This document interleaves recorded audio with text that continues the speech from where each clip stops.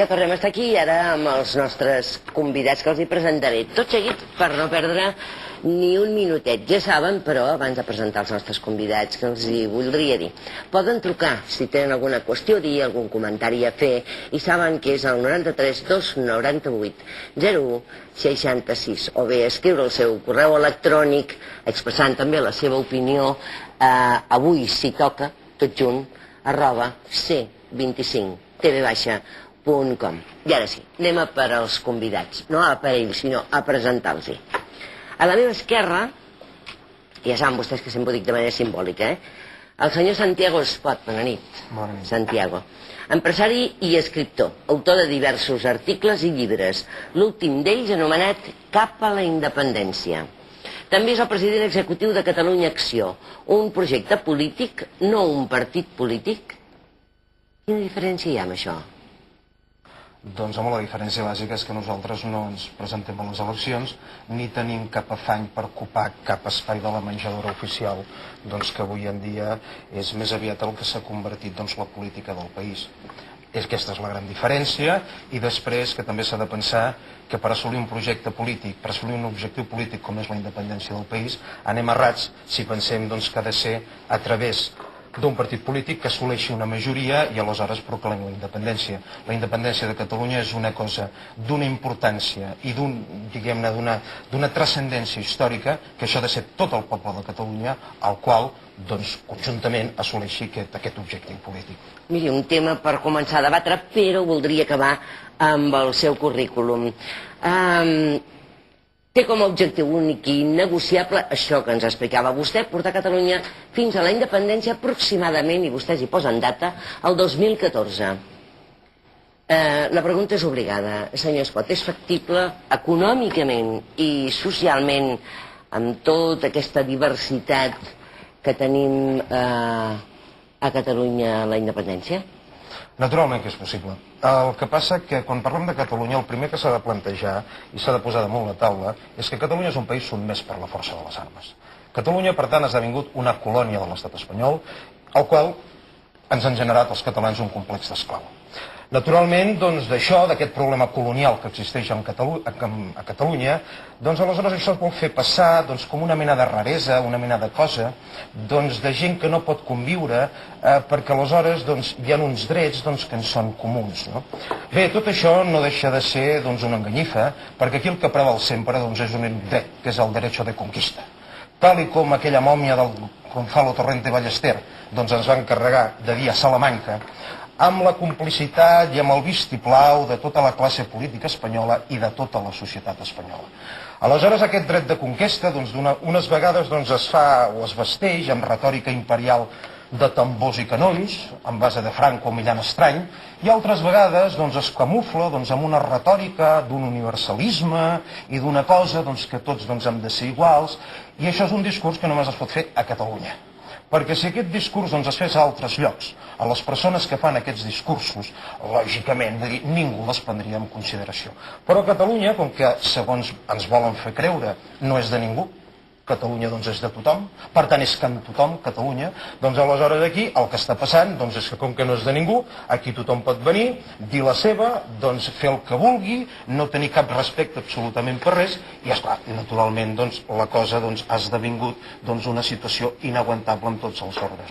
En matèria econòmica, no cal parlar de l'espoli que pateix el país, en matèria lingüística, la llengua catalana és una llengua que cada dia va perdent més protagonisme en la nostra vida, i així successivament.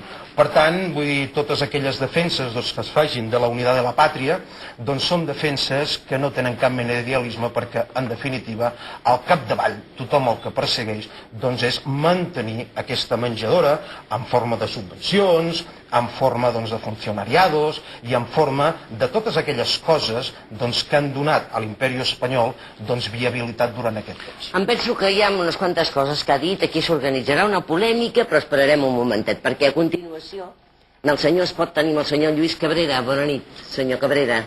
Bona nit. Benvingut a 25 Televisió. Nascut a Arboniel, a Jaén. És un dels membres fundadors de la penya flamenca Enrique Morente de Nou Barris. També és un dels fundadors de l'Ateneu Popular de Nou Barris i del Taller de Músics. Actualment és el president dels altres andalusos. Això em recorda els altres catalans, d'en Candel. Sí.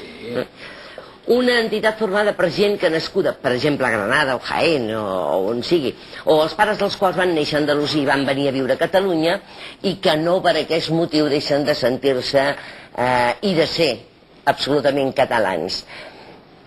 Senyor Cabrera, no sigui tan llarg com ha sigut el senyor Espot, que no acabarem de presentar els convidats. Vostè creu que nosaltres aquí a Catalunya es discrimina els espanyols? Es discrimina els espanyols? Sí. No, jo crec que no. Quan dic espanyols vull dir, per exemple, andalusos.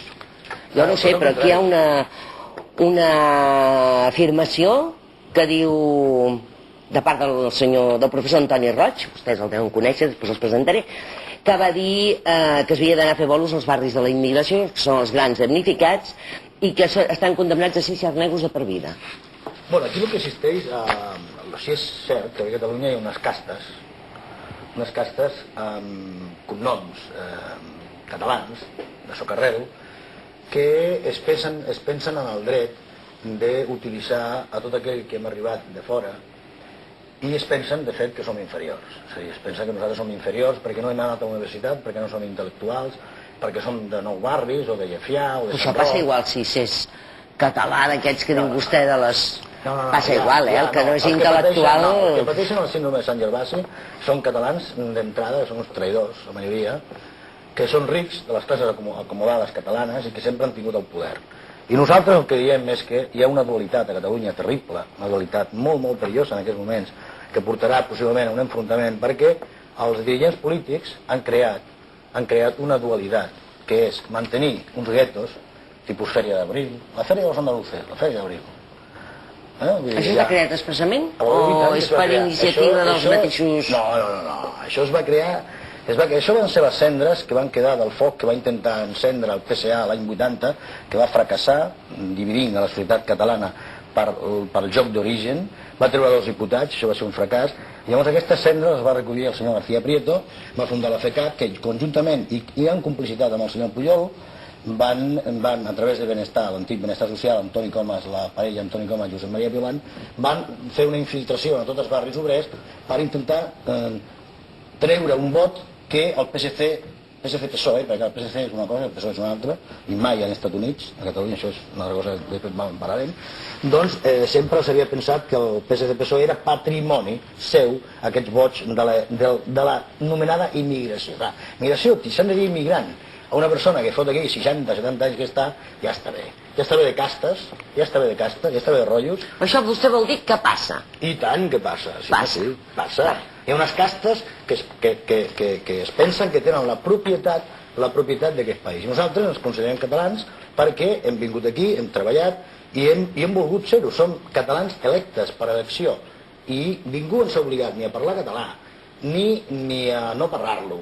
I les persones que visquem a nou barris, com he dit abans, a Llefià, a Sant Cosme, a Puig a Casa, etc., la piràmide social, la base de la piràmide social catalana, ens hem entès sempre. No ha hagut cap problema. Per què? Perquè som gent que som gent de les classes populars catalanes o de les classes populars vingudes d'Andalusia, Extremadura, Galícia, i ens hem entès. Ens hem entès perfectament, i a més hi ha hagut una mixtura, ens hem casat entre nosaltres, ens hem enrotllat, perquè del roce viene el goce. Y Cataluña es un país de goces, porque en Cataluña la gente se ha mezclado y la gente se masturba y hace el amor. Y sobre todo, lo hacemos en tríos y en cuartetos. Uy, uy, uy. En tríos y en cuartetos. Por lo tanto, esto es así, y esto es una realidad... Això és una metàfora, esclar. No, claro. Sí, i els quartets també, una metàfora. Sí, m'entenc perfectament i està bé com a metàfora. Está llena de gente